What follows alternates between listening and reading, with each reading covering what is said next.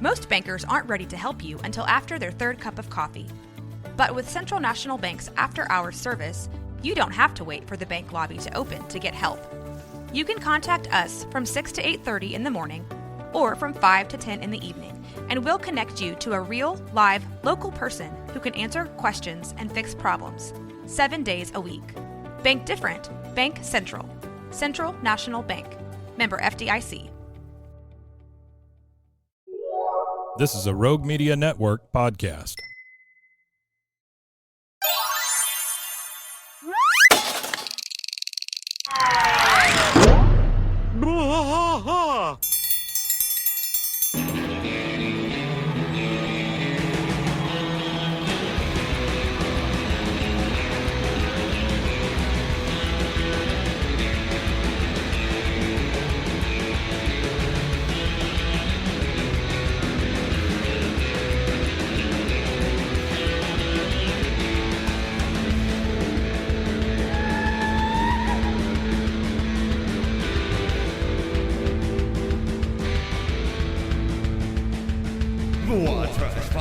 Through the night, deep in the heart of Texas, the trailer park is nice and dark. Deep in the heart of Texas, that drinks his brew and he spits his chew. Deep in the heart of Texas, the TV blares but no one cares. Deep in the heart of Texas, here we go.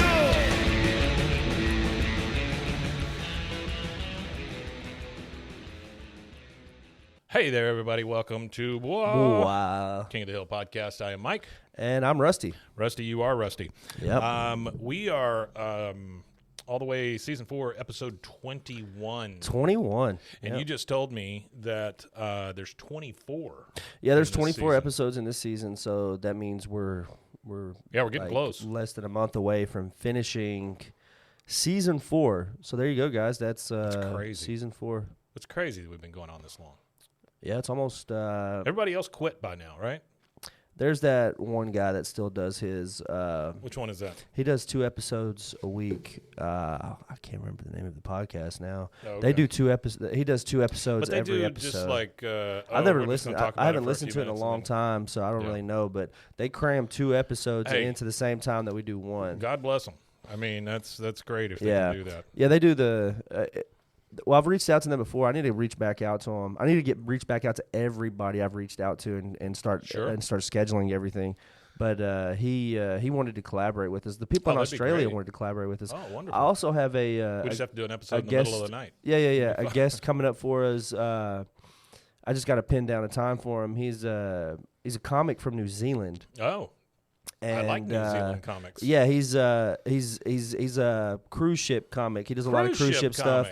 He used to travel like 200 days out of the year and stuff, doing comedy on cruise ships and stuff that. But he's also toured the UK. He did a lot of stuff in Southeast Asia. That was really where he made his bread and butter, was Southeast Asia and stuff like that, touring and doing comedy there. I kind of love that. Yeah, he knows jokes in Spanish, Cantonese, Mandarin. Wow. Like he was, just sitting there chatting with him and everything. Yeah. And he's actually the voice of Fiji Water and McDonald's in New Zealand. So, yeah. All right. Well, hey, no bell, no yell here. But I did not want to get through this episode without telling you or asking you, how was your celebration?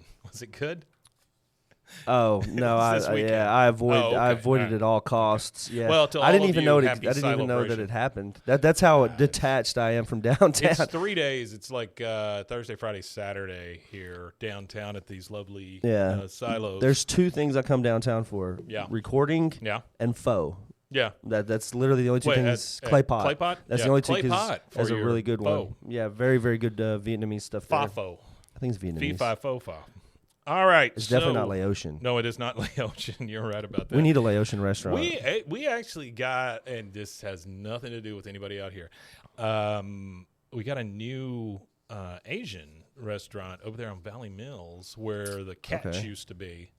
King Noodle. Oh, Catfish King. No. Where the Catch was. Oh, so Catch. Over by Aldi. The Catch by Aldi's. Yeah. I got you. The Catch, if you didn't know, was the first time I found out about them. It was because they had beer on tap, and I would just eat one plate of fish and drink 14 beers. Sure. That's why they went out of business. Probably so. It became a bar. No, this for place free is great food, though. yeah. I went to it the other night. We had some really good food there. Okay, so speaking of food, we start off at That's Amore Italian restaurant. Hank is in the back, and he's got a little dropper. He's putting water on the seals of the propane tank to see if it's leaking. Yeah. Right. And which if those of you that don't know, generally you it would can be do that with a tire. Too. You could do it with a tire. It would be like soapy water you would spray on something like that. And if you see bubbles, you know you got an air leak. Hey, by the way, this is Sunday morning and we're recording this, so that's why we're both we're on coffee this morning. In the coffee. So he puts the water on there, and it does bubble up, and he goes, "Oh, sweet Lord!" And then he knocks on the employee door, and it is open. He goes in. Hello, Hank Hill, Strickland Propane, unannounced service check. He's walking through the kitchen and stuff. He goes, "We've got a storage tank situation that requires immediate attention." Then he steps in what I'm assuming is red sauce. There was a question in my mind as to whether it was blood or red sauce. We find out that it's red sauce. You hear from inside the walk-in freezer, you go, bang, bang, bang. He goes, "Oh, someone here?" He opens the walk-in, and this guy comes out. Frozen. He's chattering. He's cold, and he's in a tuxedo of all things. Yeah. You know, he's in a cold dude. Mr. Winston, we had a problem here. It doesn't even faze Hank that this guy's been locked in the freezer. No, he's not even. It's not even registered to him yet. I don't think. Because it's all propane emergency. Yeah, he's only worried about the propane. When you replaced your regulator, you didn't replace the copper pigtail, and now and Mr. Winston just starts in. "Oh, thank God, thank you, Hank, you saved my life." Hank continues, "Leaky pigtail's really more of a waste issue than a safety issue." Mr. Winston, they're having two very different conversations. One guy just almost died in the freezer, and one guy's worried about He's worried about a pigtail. Fittings. Yeah. Mr. Winston says, "I've been trapped in that dang freezer since 2 a.m. I dropped a jar of ragu," that's where we found out it's red sauce, "and the door slammed shut while I was mopping it up. If it weren't for you, I'd be dead." I'd be dead. And that kicks in. Hank finally realizes what the guy's saying. "Really? I saved a life. How do you like that?" And the guy says, "I like it a lot, Hank." Yeah. "Why don't you come back this weekend? I'll give you a dinner for 2 on the house." "Oh, what am I saying? You saved my life. Dinner for 4. Now we transition to the Hill house at night in the living room, and Hank is regaling Peggy and Bobby with the tale of what just happened. And he continues, "And then I opened the freezer door, and damned if I didn't find a guy in a tuxedo." Peggy, in the ice box. I love how they both sit in those like wingback chairs in the living room, like your grandmother and grandfather, like the Ma and Pa chairs. Yeah, very nice. And then the thing is if you sit in either one of them, they feel entirely different because Ma has a rump and then Pa doesn't. That's right. Yeah, sure. Yeah, at my grandfather's house, it used to be that all the pillows smelled like farts, so that was nice. Okay, so Peggy pipes up and goes, "Oh, Hank, you could have been killed. Now promise me you'll never do something like that again." What, save somebody's life? Yeah, I don't know what she's talking saying? about. That's weird. That's one of those weird Peggy things. He goes, "Well, hold on. To thank me for saving his life, he's giving me free dinner for 4, including drinks, but not tip." "So, who should we invite?" she says. "Oh, I figured since it was for 4 people, I'd take Dale, Bill, Boomhauer." Damn, Hank, come on. Yeah. It's just like, I'm just going to take my friends. That's it, taking them all with me. Peggy says, "You can't go with the guys. That's Amore is the most romantic restaurant in all of Heimlich County." That's saying something. "You will take me, and we will invite another couple to join us." I love this line. This is the only time Bobby speaks in this entire episode. I love the line though. They picked a perfect line for Bobby on this one. He says, "How about me and Connie? We were just saying we don't go out enough with other couples." Dude's like 12 years old. Yeah, we don't go out enough with other couples. To his parents. Yeah. Yeah, and Bob, she goes, "You and Connie." She just laughs. "What on earth would we talk about?" She's just such a dick. All right. Now we're in the alley with all 4 guys, Bill, Dale, Boomhauer, and Hank. Hank says, "Well, the upshot is the man's not dead, and I got a free dinner for 4 at That's Amore." There you go. That's the upshot. They all kind of cheer. Bill goes, "We get to share a meal at the most romantic restaurant in town." Hank has to break the news to him. He says, "Sorry, Peggy wants it to be a couple's date. You know, with another couple. And the only other couple in the alley is... That's right. And they just all like groaned because they wanted this free meal, right? Yeah, they all thought they were going to get to restaurant. eat some free meal at an Italian restaurant. So Dale pipes up and goes, "Oh, wait a minute. I have a wife. We're a couple." And then he's like, "I get a free meal. I get a free meal." Just rubbing it in to the rest of the guys. I'm not going to name any names, but I ate at an Italian restaurant here in town in the downtown area. I'll narrow it down a little bit. Oh, I know what you're talking about. And it was god awful. Yeah, the place has been going downhill. I ordered a bala, or what was it? I ordered chicken cacciatore, and it was rough. It was like a thin piece of frozen chicken. Sure. When usually if you order chicken cacciatore at a restaurant, it's like an actual bird with bone, like an actual piece of chicken kind of thing. Well, it was just odd.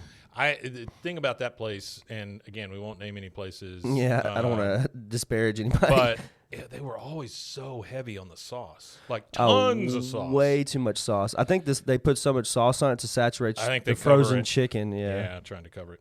All right, later at Dale's house, the Redcorn Jeep is out front. The Bugabago's out front. You see Dale in the hallway. He knocks on the door to the bedroom. Yeah. You just hear Nancy inside. Who is it? He goes, "Dale Gribble." You hear a little whisper, and she goes, "Come in." He comes in and says, "Sorry to interrupt your healing session." She is on the table in a towel. Yeah. John Redcorn standing there. I guess he was giving her a headache massage with a happy ending. He says, "Sorry to interrupt your healing session. Hey, John Redcorn, but Hank and Peggy invited us to dinner Saturday night." I don't understand the lack of awareness on Dale's part. It baffles me every time. Yeah, he's pretty unaware most of the time. And then Nancy, just right in his face, she's like, "But Saturday night's one of my John Redcorn nights. Sorry, Shug." John Redcorn speaks up and goes, "But Nancy, maybe you should go." She goes, "What? No, I have an appointment with you for my migraines." "Yes, I know. I've just healed you three to 5 nights a week for many years. I could really use a night off." This kind of pisses her off. She says, as she stands up, she's in that towel. She goes, "I don't understand. Did I do something to upset you as a patient?" And I mean, Dale's just standing there watching this whole thing, right? "No, of course not. I love treating you for migraines." She goes, "Then what is it?" It's nothing." She goes, "It's not nothing. It's just, damn it, I can't take a night off." She goes, "Do whatever you want. I don't care." She runs in the bathroom, slams the door. And then Dale, again, lack of any kind of awareness. "Great. I'll tell him we're on." He just doesn't even know what's going on. Nothing. You know, and that goes back to the theory where I really think Dale knew everything and he just like torturing John Redcorn. That's what like scenes like this. There's no man that's that dumb. There's no man that's that blind to what's going on. Well, especially a guy even like somebody him, like him who picks out all of surveillance. The conspiracy theories, surveillance. Think of how it surveilled his houses. Well, there's no way he doesn't have sex tapes. Of this comes Nancy up later. And I mean, it's just literally in front of him, and he does nothing about it.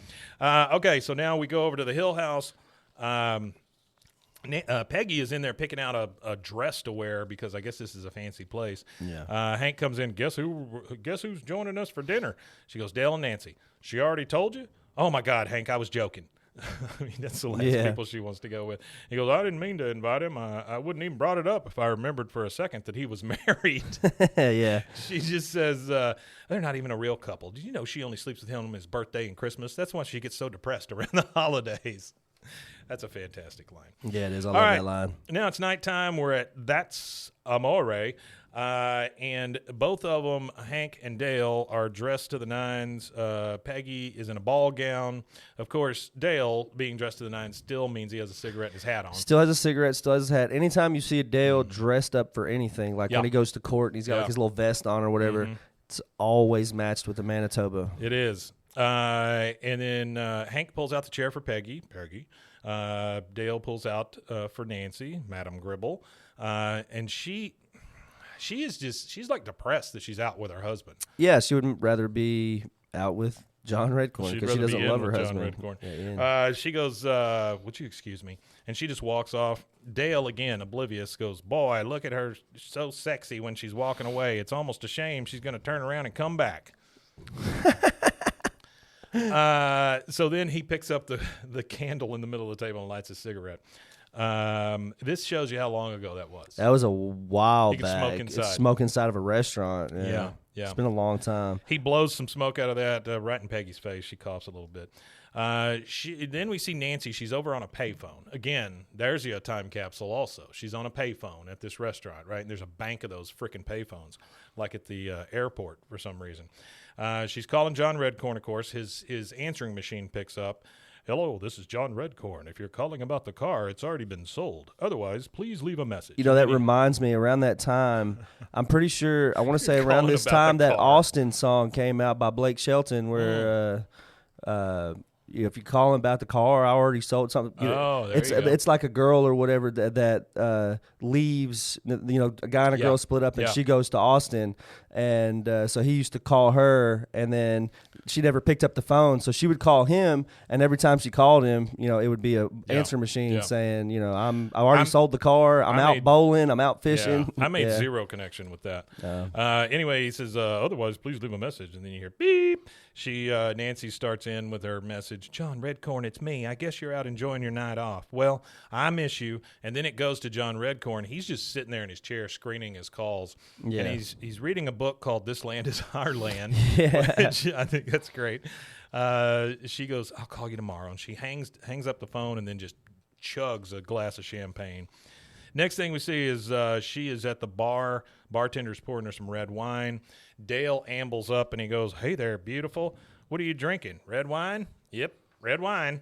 Bartender, not knowing that Dale is who he is, says, take a hike. The lady doesn't want to be bothered.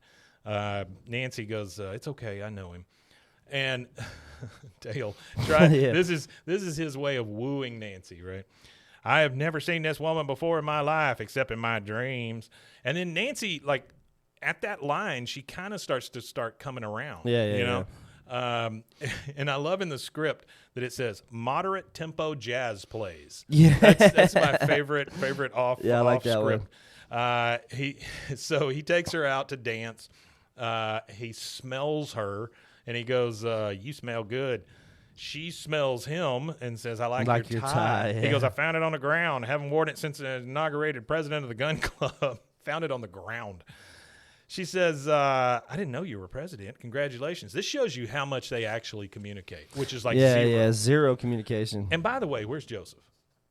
Just asking. I guess he's 12, 13. He can stay home by himself or whatever. I mean, probably hanging out with his dad. Yeah, probably hanging out with his dad. He's the one handing him the books. Yeah. So they're out there dancing. She says congratulations to him, and he goes, oh, congratulations to you on your 79% accuracy rate in predicting last month's weather. So they're dancing. He's spinning her around. He's a damn good dancer. Yeah, honestly. He's not a bad dancer. And then we find out in a bit he's a damn good roller skater. Yeah. She says, you watch Channel 84 Action News with Miguel Hernandez? I love how she has to use the entire She's got to use title. the entire title. Yeah, the whole thing. He goes, I sort of have a crush on the weather gal, and flips up his glasses. She goes, oh, I forgot you have brown eyes. That is the most common. That's the only eye color. Common. Yeah. Oh, I forgot you have brown eyes. They're so cute and close together. Yeah. Then we see Hank and Peggy sitting over there. They're kind of watching them dance. Hank says, look at those two. They're so happy, almost makes you forget the last 14 years. Peggy says, romance has a new address. He says, yep. This place sure is special.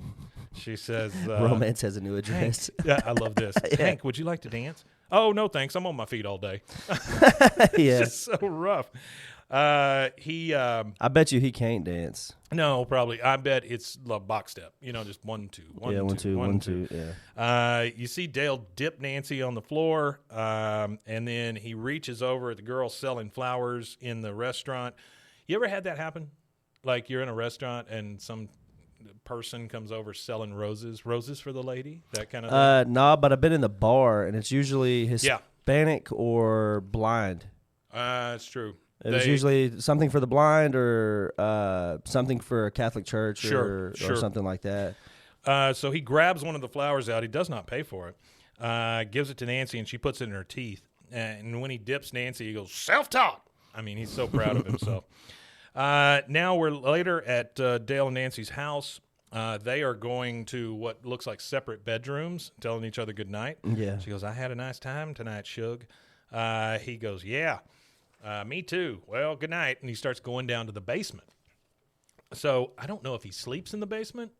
I'm kind of assuming he does. Maybe he's got a cot down there or something. Maybe, yeah. He's going down the basement, and she rushes him and kisses him. She's like, Dale, and they're both just moaning and moaning. And then it transitions to the bedroom, and you see Dale smoking, and he's like, all right, let's get started. he has to smoke a cigarette. Yeah, you think like the Dear optics God. is it's over, but he hadn't even started yet. Now it's the next day. They're waking up, and she is kind of like, oh, gosh, and she feels around, and she's kind of smiling because I'm assuming she thinks it's Redcorn because she doesn't really remember what happened. Dale is completely nude, kind of spooning in the middle of her legs, just passed out completely. Yeah. With a sheet covering his genitals, but you can see his ass. Yeah. She goes, oh, my God. And then it goes to a commercial break. And that is going to be our first one, and we'll be right back. Soy Jackie. Y yo soy Jessica. Y esto es Zona del Crimen.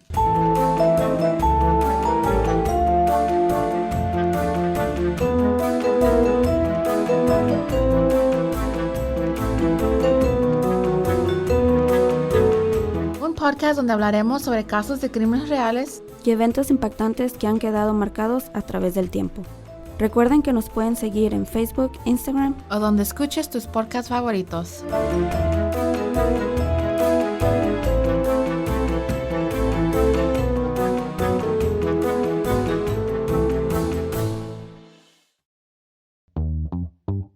Hi, and welcome to Bustles and Bangers with your hostess, Rachel and Christopher. I love it when you say my name.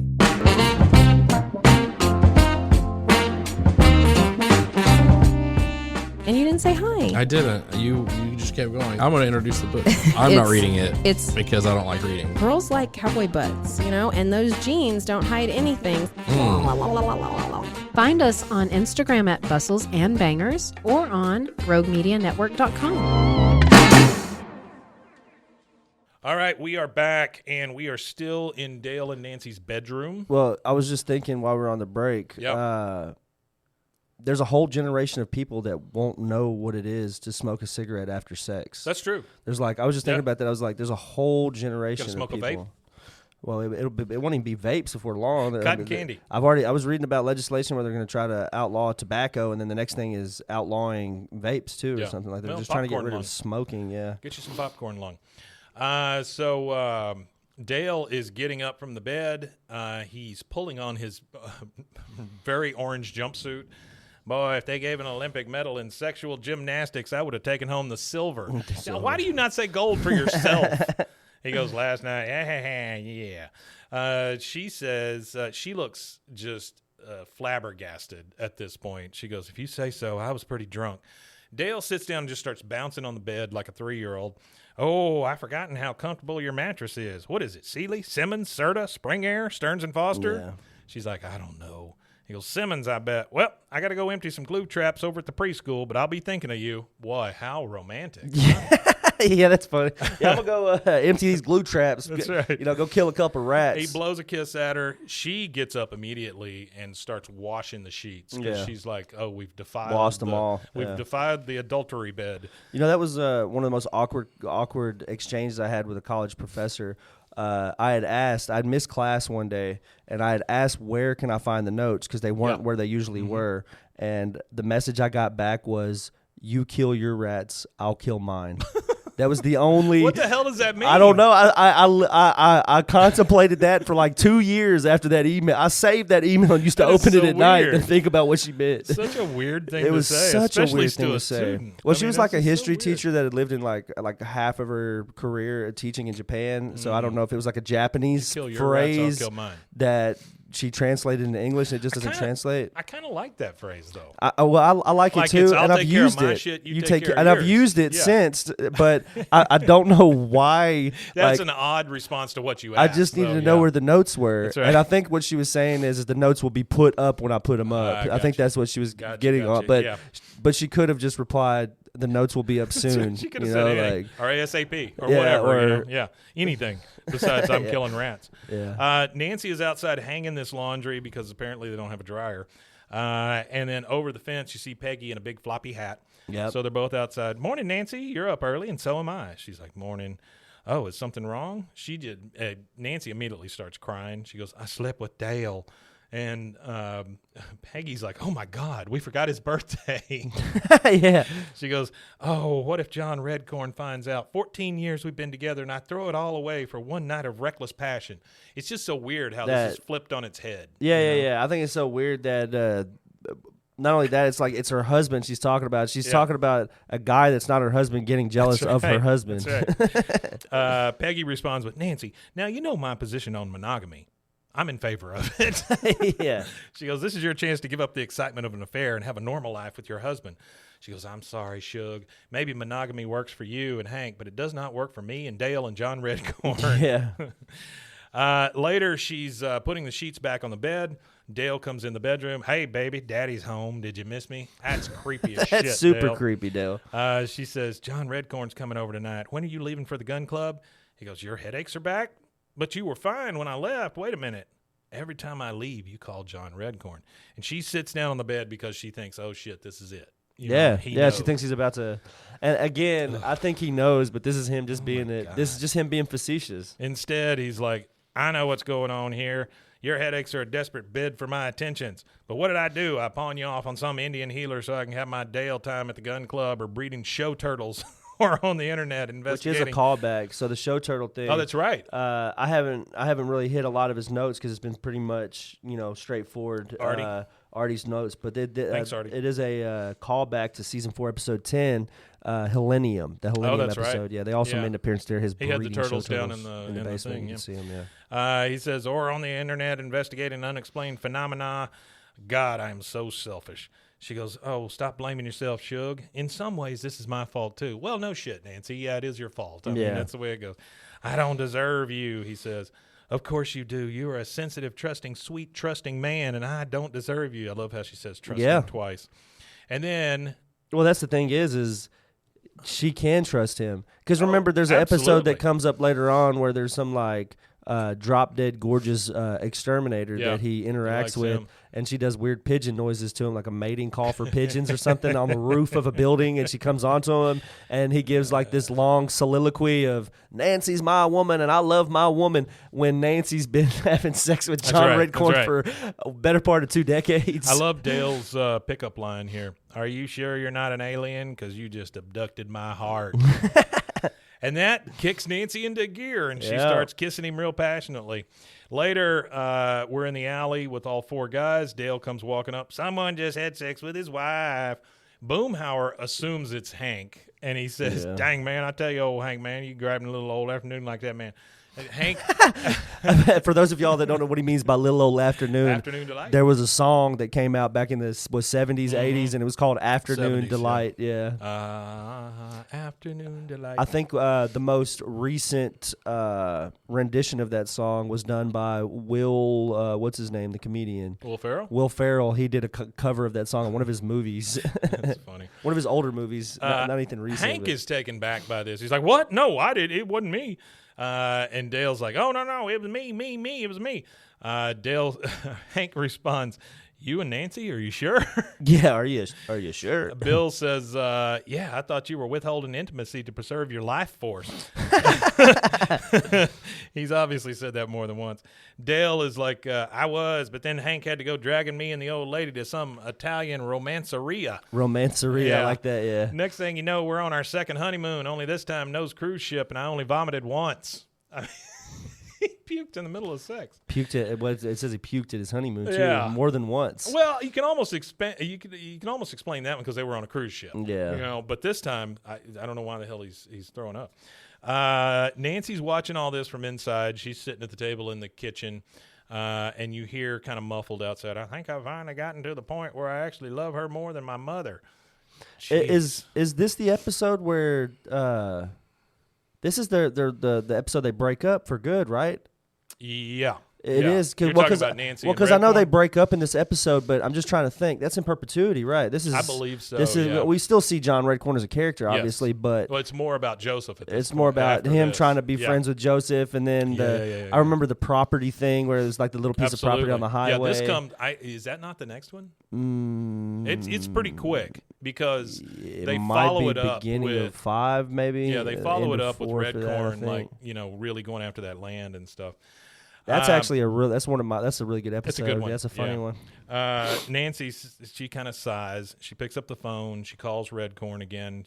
Hello, this is John Redcorn. If you're calling about the car, it's already been sold. And then he picks up real quick, like he's screening it, and he hears, hello. She says, hello? He goes, yeah, hold on. And then you hear the machine beep. He goes, sorry. She says, I have to cancel tonight's session. He's like, what? She goes, I have a headache. So just take an aspirin. 14 years of healing her of headaches. She says, here's the thing. I can't see you anymore. Nancy, please. I'm sorry, John Redcorn. She hangs up the phone, and John Redcorn is super surprised. I mean, he wasn't. Oh, well, because that's the thing is usually these things have like a slow buildup, but they don't. They didn't have anything in any of the other episodes that would have indicated that their relationship is about to end. So it's just a sudden stop. I guess you got a change of heart. Maybe that's all. Sorry, Rusty. Hey, it's Mason. Go ahead, Mason. I don't get why he's throwing a fit. He clearly wanted this. That's right. He wanted a break. He wanted a break. You got it. He got what he wanted and realized that's not what he wanted. That's it. Nancy comes out to the alley, and she goes, there you are, Shug. Who let you out of the house?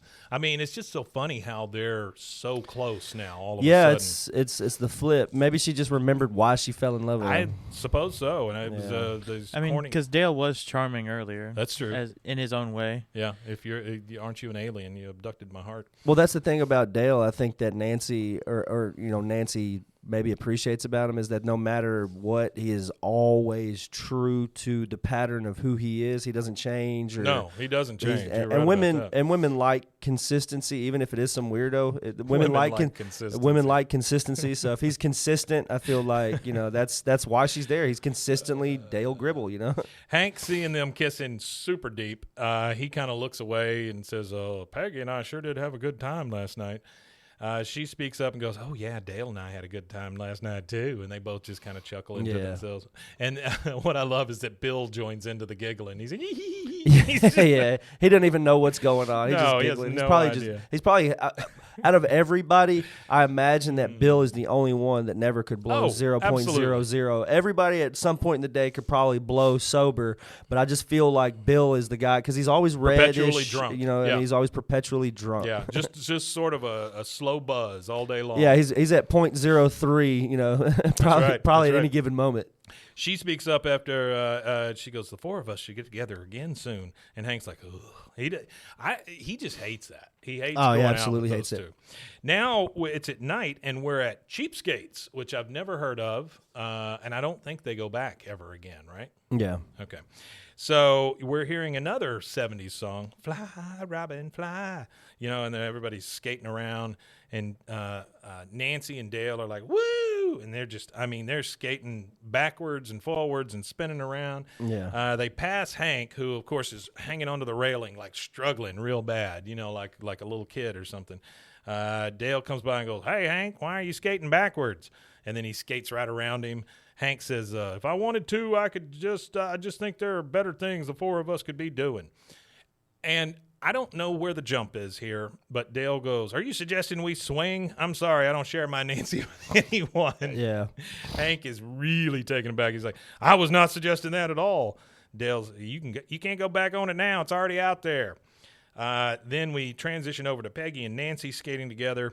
Peggy says, Nancy, I'm so glad you finally took my advice and decided to love Dale. Nancy says, and you know what? I don't even mind doing the right thing when it's this much fun.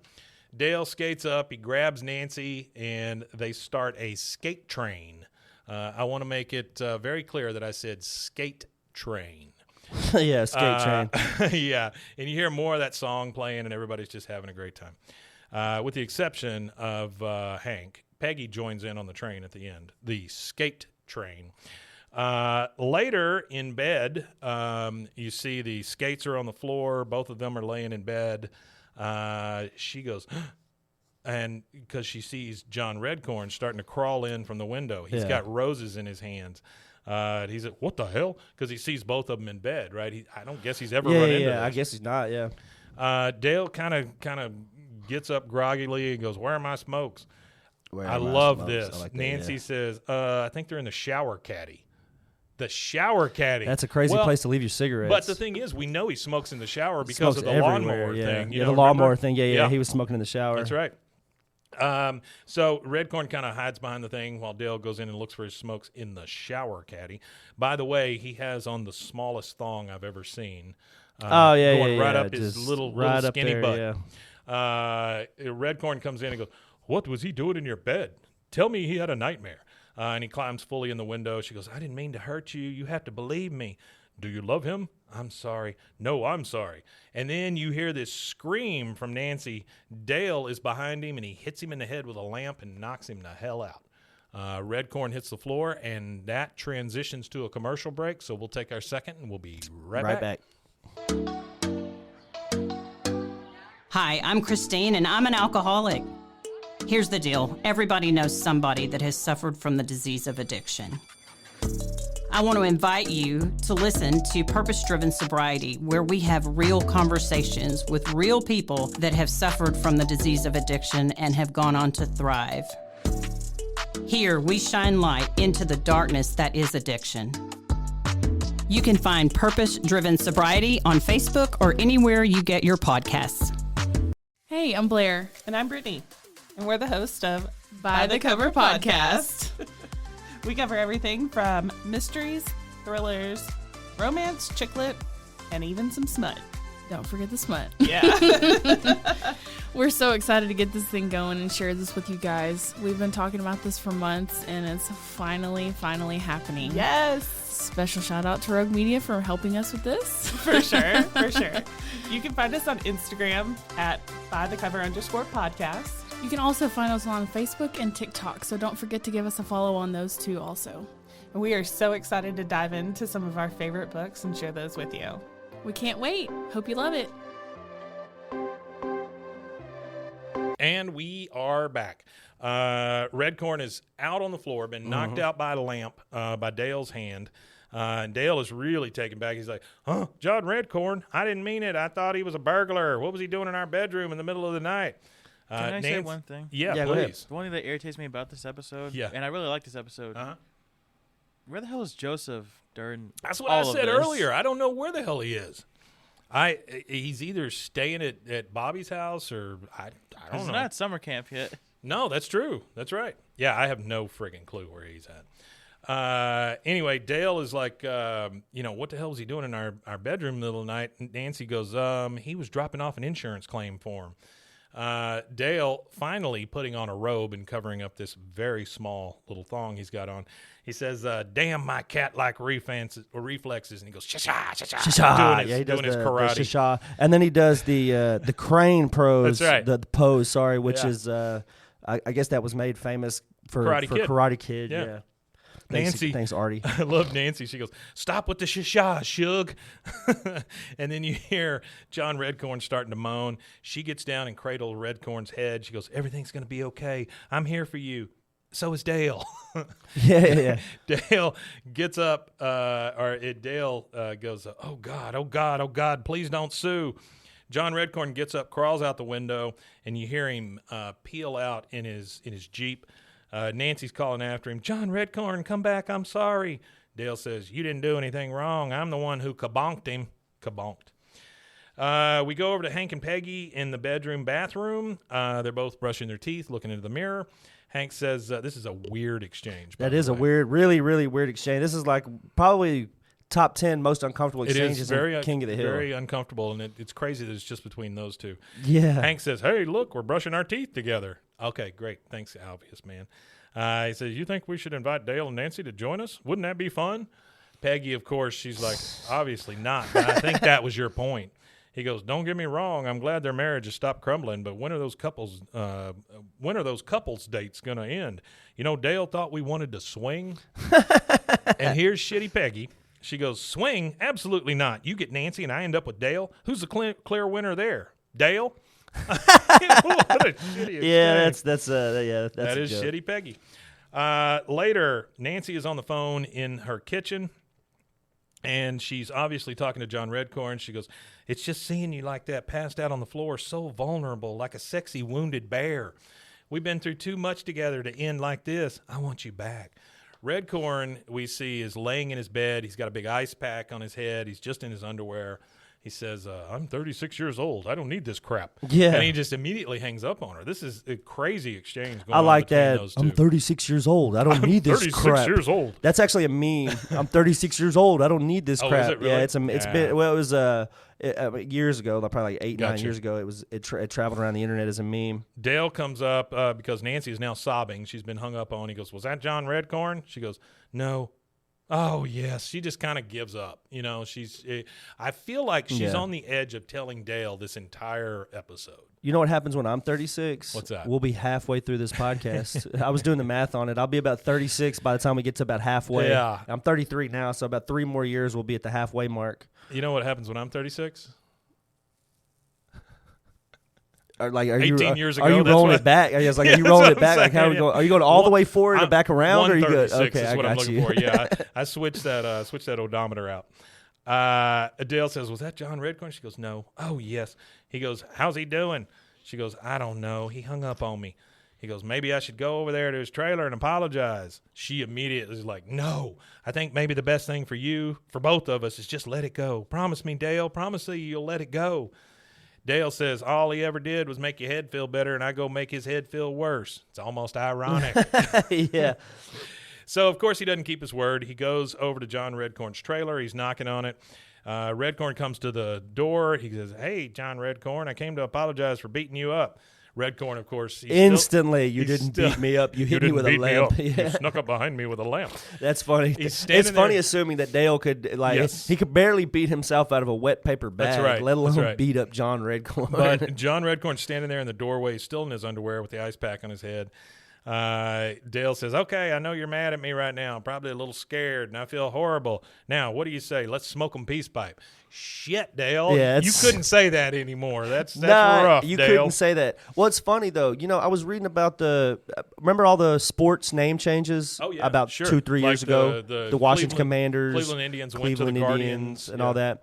Well, there's a Native American foundation that is trying to get the Washington name reversed back to Redskins. I saw that, yeah. Because the Native American that's displayed on the helmets was an actual man, Yeah. and it was a honorary thing. Yeah, sure. And they weren't even mad. No, I've always heard that it's just the white people. It's not the Indians that Well, were worried about it. And that's the thing too. There was It's not the Indians a that we're weird worried video. I mean, and the guy was like a far right wing guy trying to make a point, but the point was, I thought it was a decent point. He wore like a sombrero and like a poncho and stuff like that, and he went and asked Mexican people. Okay. He goes, "Are you offended by this?" Oh, and they I were did like, see "No, that. no, we're I not." did see They're like, that. "That's great, we love that," Yeah, and they're yeah, like, yeah. "You're showing off our culture. A lot of Yeah. people don't know that's a part of our Yeah. culture, and you're representing it." The kind Well, of the thing. whole appropriation thing, I mean, it literally is, and not to get on a soapbox or anything. Yeah, here, no. But it's white people with that savior complex. They think they can go out and save everybody, and nobody asked you to. Nobody asked you to, and that's what people say. Like, There's when did there's we the- hire white people to speak for us? But that's the part where you kill your rats, I'll kill mine. yeah, you That's kill your what rats, that I'll kill is. mine. Yeah, That's exactly You wear right. your hats, and I'll wear mine. That's right. Yeah. So he tries to close the screen on him. And goodbye, Dale. And he tries to close the screen on him. Dale comes in anyway, of course, because he always does. "Oh, come on. How about you hit me on the head and we call it even?" Hands him a pillow and says, "This'll work." And he Yeah. just like, he balls up, like, ready to get hit with a freaking pillow. John Redcorn's a little mad. He goes, "Hitting you won't change anything. I'll still be living in a trailer. No wife, no land." And he kind of looks off into the distance. He sees the Arlen Water Tower. "You know, over half of Arlen used to belong to my people." Dale, not even clued into the fact that he's an American Indian, he goes, "You come from money?" He says, 10 years ago, I filed a lawsuit against the Bureau of Indian Affairs, but to this day, they refuse to return the land that is rightfully ours." Yeah. Dale. And that's the land, and that's yeah, this that's is it. the. I guess this That's is the it. segue. This is into the land precursor. stuff, yeah. Dale goes, And this is right up Dale's alley. He goes, "Have you tried using FOIA?" He goes, enacted in 1966, the Freedom of Information Act, or FOIA, gives any citizen the right to request access to federal agency records or information. It's what I used when I took on the IRS for disallowing my status as a tax-exempt church. Redcorn hands him a big legal pad, and he goes, would you mind? And he starts looking at it, and Dale goes, bringing down the federal government? Not at all. I mean, he's super excited about this. Yeah, he loves it. Now we're in the alley. And, and I kind of think it's him and John, being the, because we're getting close to the end of this episode, him and John Redcorn finding some kind of common ground, even though one guy pretty much fluffed his wife for 15 years and kept her happy. I mean, that's pretty much what he was. Sure. He was a fluffer for Dale for 15, 16 for years. Twice a year. For twice a year, yeah. Now we're in the alley, Hank, and he's with Bill and Boomhauer, and it's Hank, Bill, and Boomhauer. And I love this. Bill is like, can I? Hank's, no. Please? No. Oh, come on. Hank finally gives in. He goes, it'll shut you up. And he hands him his glasses so that Bill can try them on. Nancy comes out. She goes, Dale, dinner. Have you seen Dale? And she walks up to the guys in the alley. Of course, Bill's like, I can't see anything. He's so happy. Hank says, geez, I hope he's not dead or we'd have to cancel our couple's date at the lake. And then we see the Bugaboo drive up in the driveway. And then I just wrote the word Hank with a big exclamation mark next to this because Hank goes, damn. I mean, did he want Dale to be dead? I don't know. That's kind of it was kind of a dark comment. Damn. He goes, damn.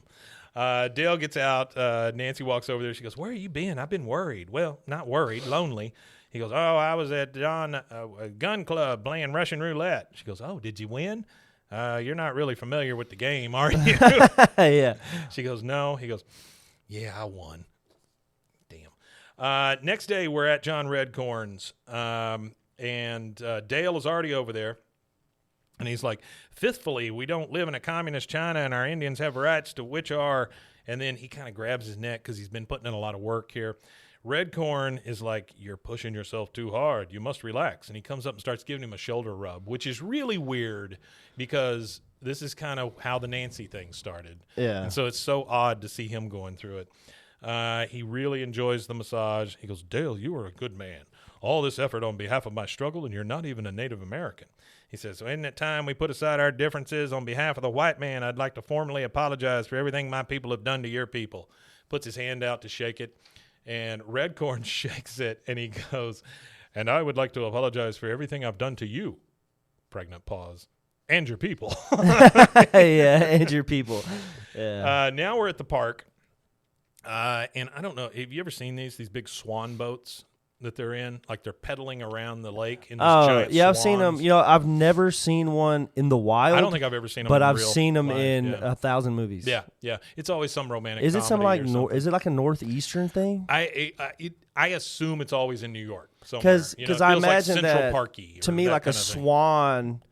We don't see swans until winter, so the swan to me is like a spring, like New England thing. Well, they fly south. I mean, they migrate through here. Yeah, I think so. So Nancy is in a swan all by herself. Hank and Peggy kind of float by or pedal by. She goes, Dale said he'd meet me here after de-roaching the Christian Science reading room. I feel like such a fool.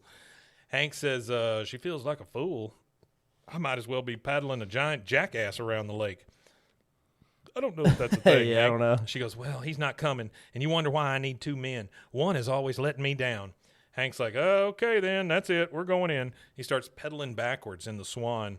Peggy starts pedaling against him and says, Hank, Nancy going back to having Dale and John Redcorn is not the answer. The swan's just kind of spinning around now because they're fighting each other. And that's what happens. If you're on a pedal boat and you don't get along with the other person on it, you end up spinning in circles. Around. Yeah. She goes, there's an expression I once heard. It goes something like, two's company, three's a crowd.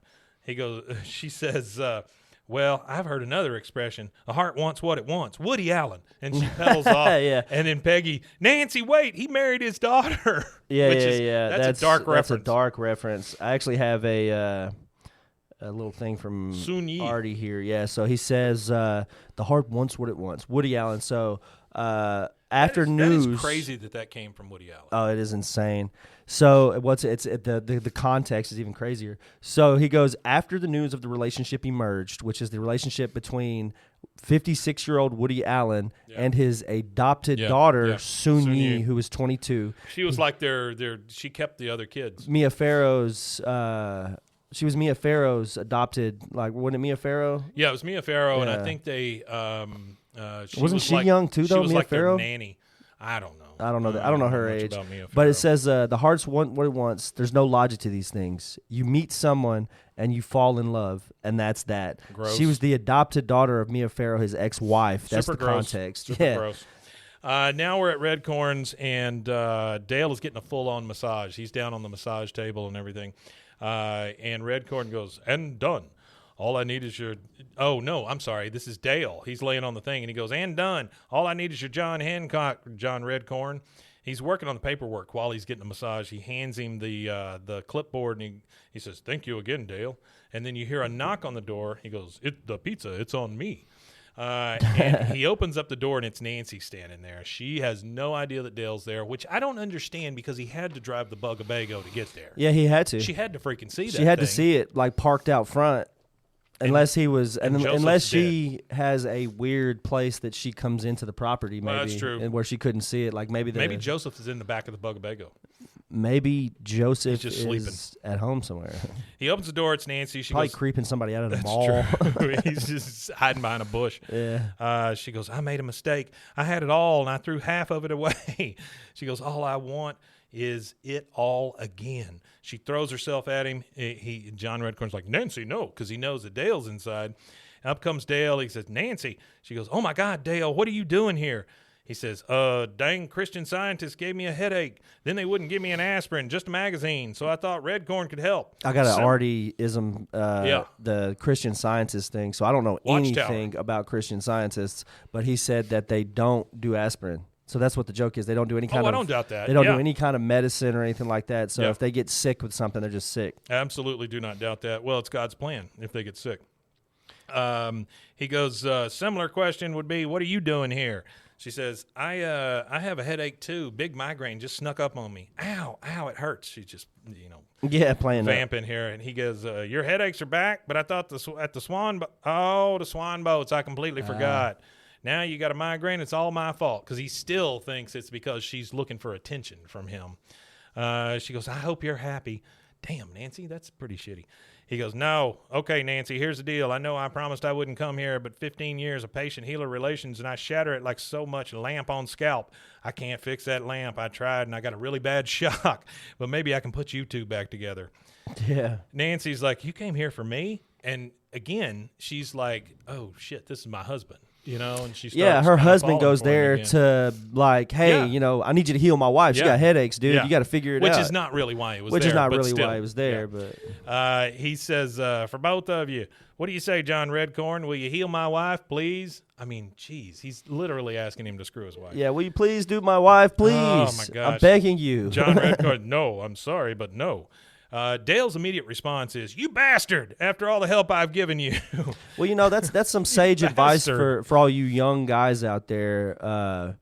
If you want peace and quiet in your home and you want to still be married and have the comforts of marriage, just find a John Redcorn, because you could just slip off into the man cave every night and not have to worry about the nagging because she's being healed. Sure. Out of sight, out of mind. Dale could do it for so long. Why can't the rest of us? Dale says, you bastard, after all the help I've given you. John Redcorn says, Dale, you've become a true friend, which is why it would be unprofessional of me to continue seeing your wife. And Nancy's like, I understand. Dale says, wait, I guess I could treat you. I may not be a licensed New Age healer, but I think I've walked in on you guys often enough to know what goes on in there.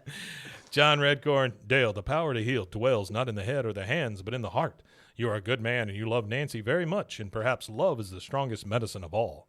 Dale's like, I'm sorry. Yeah. It's just, he goes, goodbye, Nancy. She says, goodbye, John Redcorn.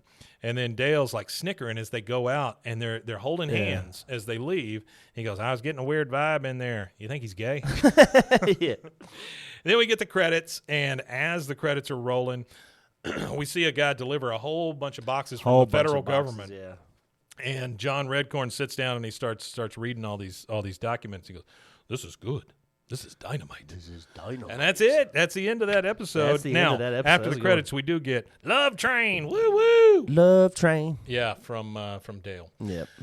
It's a good episode. It is a weird episode. It's a weird one because it's like it ties up and ends a part of the lore. And it's very much a transition, to another thing. Well, and that's the thing is this is where we start transitioning. After like season 4, you start transitioning into episodes that don't get as great ratings as the first 3 seasons. The first 3 seasons really they get a lot of great reviews. It's kind of like with The Simpsons. Like after season 10, there's this chart that this guy has 34 seasons, and he's made a chart of where he's taken every episode and how it's been rated, and you don't get very many high-rated episodes after 10. Really? It's like maybe 2 a season. How weird. Well, I mean, everybody got used to it. It was new and fresh, when it first began, and then I guess people it got stale, I guess. I don't know. It's kind of like with Family Guy. It started off with Stewie being like this maniacal kid who wanted to kill his mom, and then they code switched him to being metrosexual or even homosexual. The issue is that it gets stale for the writers, I would assume. And also maybe the studio gets involved, and that's always a death nail to a show. Once the studio gets involved, or maybe even like budgetary stuff, like stuff like that. Maybe it's just a money thing. Like, oh, well, we're not making as much money. Let's see if this is funny or see if that's funny. I don't know. Because they know it hit, Let's capitalize it was really good, and that's literally the reason why King of the Hill died was because Seth MacFarlane's shows were doing good. I like some of these older episodes. I mean, the newer episodes, though. I think that it gets really wacky after this. Like season 5, it starts getting a little weird. Yeah, no, for me, it's generally when Lucky pops up. Oh yeah, is about where I really stopped watching it every Friday or whatever. Yeah, I don't know why. I don't know why. I like Lucky too. At the time, there was too many Luckies in my life as a teenager. That makes sense. My dad had friends that were like, my dad's not like Lucky, but he had friends who were like Lucky, and I think it just it slightly annoyed me because I had to deal with like ignorant rednecks like in my actual personal life. So it was like, why would I want to sit here and watch the same thing when I could just sit on the front porch on a Saturday night and watch them in the yard? I get that. Well, guys, thank you again for joining us for season 4, episode 21. It's insane that y'all still listen to us. Honestly. Yeah, no kidding, right? It's crazy. We really appreciate it. I think we've gotten better at it, but you can tell us if we haven't. Yeah, if we haven't. You want to tell them where they can find us? Yeah, you can find us on all social media at BWAAAKOTH. You could go to BWAAAKOTH.com, or you could go over to RogueMediaNetwork.com/BWAAAKOTH. And, go over there and check out some other podcasts, too. There's a lot of great podcasts on there. If you like comic books, there's a really good one that Mike does with a buddy of his named Zach, Bros, Foes, and Heroes. That's one of my personal favorites. That's one I try to tune into pretty often. Right now, we're going through kind of the history of Marvel, which is cool. Oh, so like from the early 1900s all the way through kind of thing? Yeah. It's the Stan Lee, Steve Ditko, all of that stuff. Yeah, like the original stuff. Yeah, that's cool. Yeah, it's good. I'm going to have to check that out. Really is it like a series that y'all are doing? It's kind of. I mean, we're taking 5 or 6 episodes and just kind of going over this thing. Zach's super in love with that storyline, and I love it because I've not heard a lot of that stuff. If you guys haven't listened to Bros, Foes, and Heroes, you need to. Zach is really he's like a compendium of this comic book knowledge. Between him and Mason out there, we got all the comics covered. Yeah, and then since he works at the print shop, y'all's notes and stuff that y'all use for the show are just studio quality. Yeah, he's got good stuff. Good stuff. All right, guys. Well, thanks again for joining us, and we appreciate you being here, and we will see you Friday, I guess. Yep. Thank you so much. We Matanye. That's it. We Matanye, indeed.